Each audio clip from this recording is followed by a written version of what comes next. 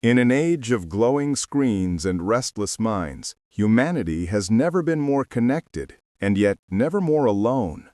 We scroll endlessly through feeds, seeking meaning in fragments, validation in pixels. Anxiety, depression, and emptiness are no longer exceptions.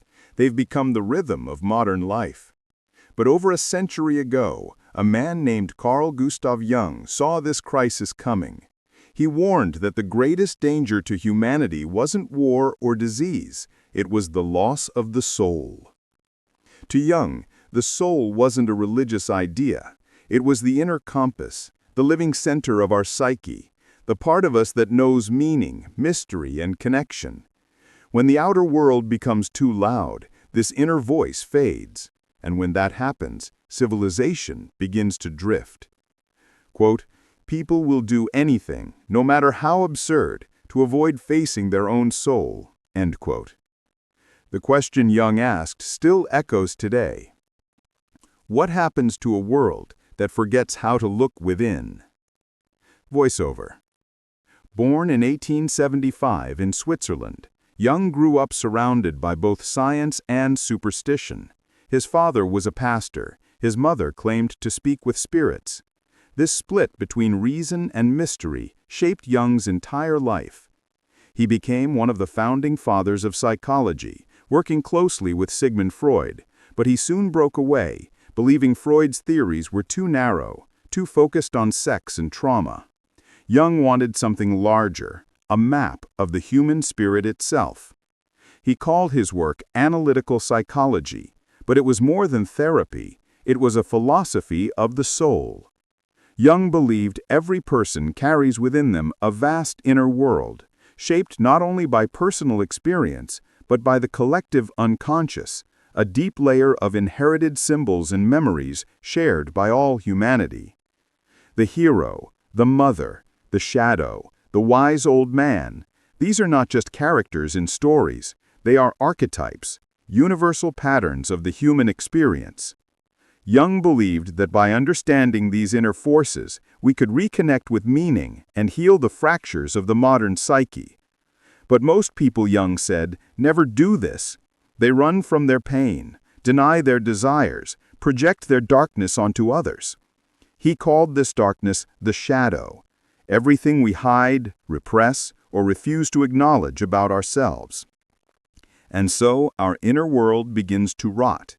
We see enemies everywhere, but never look within. The 20th century proved Jung's fears were prophetic. Mass movements, ideologies, cults, and wars, all were driven, Jung said, by unconscious forces that individuals refused to face. When the personal shadow is denied, it becomes collective, and then it rules nations. Fast forward to today. The faces on the screens have changed, but the pattern remains. We drown in data, but starve for depth. We chase identity, but lose authenticity. We seek constant stimulation, but fear silence, because in silence, the soul begins to speak. Carl Jung once wrote, "The world will ask you who you are, and if you do not know, the world will tell you." And that is exactly where we are now, living lives defined by algorithms and approval, while the inner self fades quietly into the noise. Jung didn't hate modernity. He simply believed it was incomplete. Science could measure the body, but not the meaning. Technology could connect minds, but not heal hearts. To Jung, the cure for the modern malaise was not more information, but inner transformation. He called this process individuation, the lifelong journey of integrating the conscious and the unconscious, light and shadow, ego and soul. It's not about perfection, it's about wholeness. Jung's vision was that each human being must face their darkness, listen to their dreams, and reconcile their opposites. Only then can we become real, and only then can society heal. Every night while the world sleeps, the unconscious awakens. It speaks in symbols, whispers in dreams, and leaves clues in coincidences. Carl Jung called this the language of the soul, a living dialogue between our conscious life and the deep forces that shape it. He didn't see dreams as meaningless static, but as sacred messages. Each image, each scene, was the psyche's way of balancing what the waking mind refused to see. If the ego is the voice of daylight, then the unconscious is the voice of twilight, strange, ancient, and honest. Voiceover. Jung's greatest discovery wasn't a single idea. It was the realization that our minds are not private islands. Beneath the surface of individual thought lies a shared ocean, the collective unconscious. Here live the archetypes, the timeless symbols that have guided humanity through myths, art, and religion for thousands of years. The hero, the mother, the trickster, the shadow, the self. They're not mere metaphors, they are psychic forces, energies that shape how we love, hate, create, and destroy. The greatest burden a child must bear is the unlived life of its parents.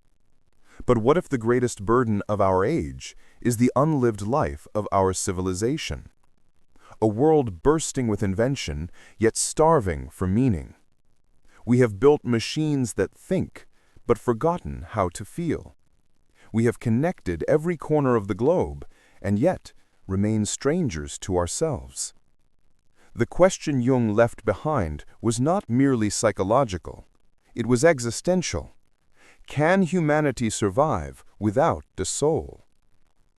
In Jung's final years, as he watched the post-war world rebuild, he sensed both hope and danger. Technology was accelerating, science was triumphant, but the spiritual foundations of the West were crumbling.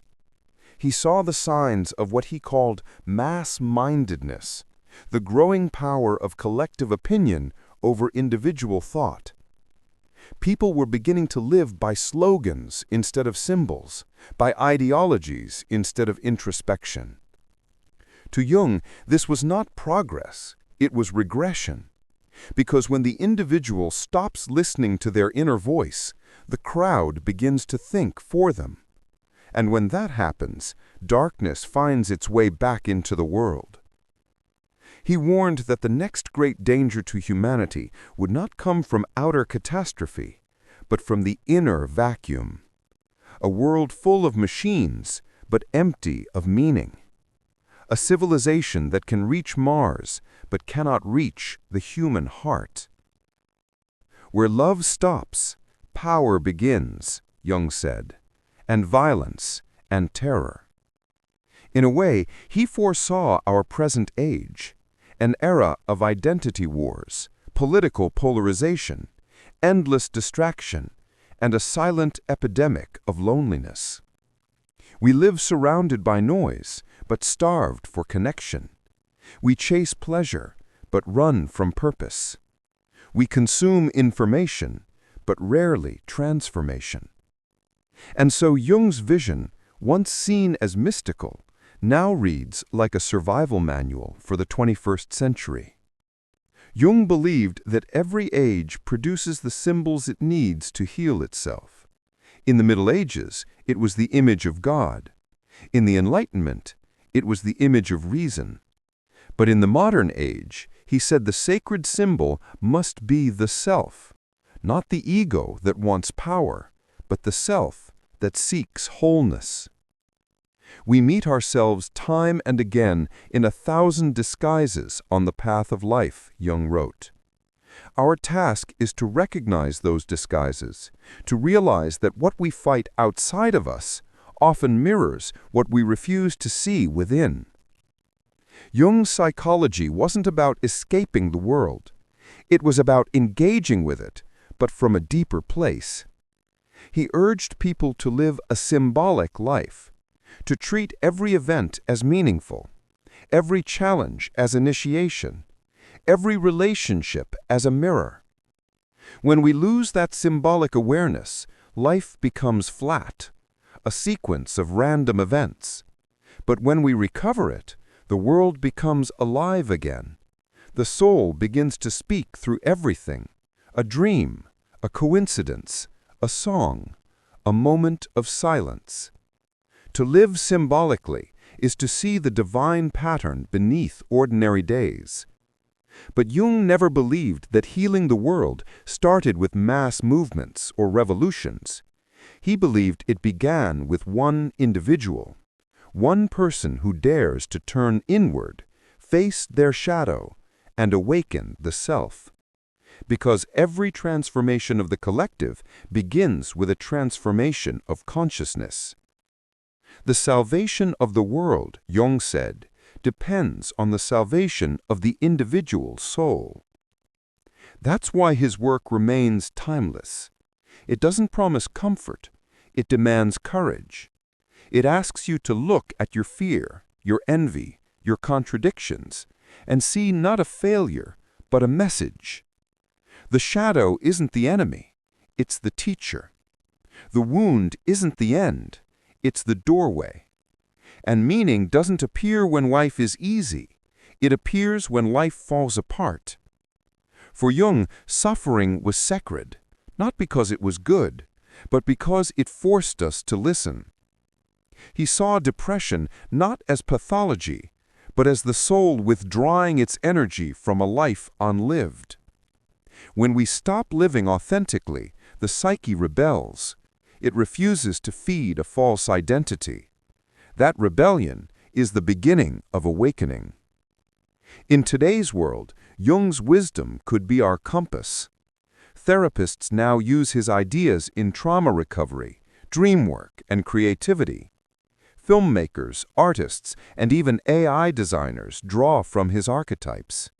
But beyond academia, his greatest impact might be spiritual. A quiet call to remember what it means to be human. We've mastered the art of building systems, but Jung invites us to build souls. He reminds us that consciousness itself is the greatest frontier, that inside every human being lives a story trying to be told, and that story, if lived fully, can change the world. So how do we live Jung's vision in our own time? It starts small. When you feel anger, listen to what it protects. When you dream, write it down. When you feel lost, imagine that your soul is calling you home. That's individuation. Not some mystical ritual, but the daily act of becoming honest with yourself. To notice the patterns that repeat. To forgive the parts of you that once frightened you.